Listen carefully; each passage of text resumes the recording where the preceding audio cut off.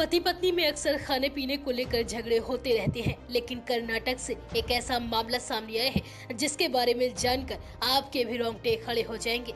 यहाँ के तुमकुर में रहने वाले एक शख्स ने अपनी पत्नी की सिर्फ इसलिए बेरहमी से हत्या कर दी क्योंकि उसने खाना देने से इनकार कर दिया था। गुरुवार को पुलिस ने शिवराम नाम के शख्स को अपनी पत्नी की हत्या करने के आरोप में गिरफ्तार किया।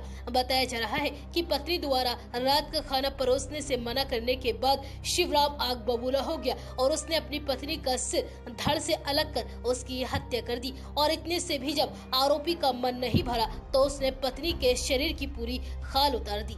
बताया जा रहा है कि इस घटना के बाद अगली सुबह जब शिवराम के घर में मकान मालिक पहुंचा तो अंदर का नजारा देखकर उसका भी दिल दहल गया। महिला का शव खून से लथपथ जमीन पर पड़ा था और उसकी नसें और आंतें दिखाई दे रही थी क्योंकि उसकी आरोपी पति ने रात भर में खाल उतार दी थी। अपनी पत्नी का कटा हुआ सिर लेकर शिवराम शव के पास ही बैठा रहा। पुलिस के मुताबिक घटना सोमवार रात कुनीगल तालुक के हुलिया दुर्ग शहर में हुई। आरोपी शिवराम चीर घर में काम करता है और रोजाना अपनी 35 साल की पत्नी के साथ झगड़ा किया करता था। सोमवार रात की पत्नी पुष्पलता ने शिवराम को रात का खाना परोसने से मना कर दिया। इसको लेकर दोनों में खूब बहस हुई और लड़ाई तब और बढ़ गई जब पुष्पलता शिवराम के काम को लेकर बहस करने लगी और गुस्से में आकर शिवराम ने पुष्पलता पर चाकू से वार किया और फिर छुरी से उसका सिर काट दिया, जिससे उसके शरीर के कुछ हिस्से शत विशत हो गए। वह मंगलवार की सुबह तक उसके शरीर की खाल को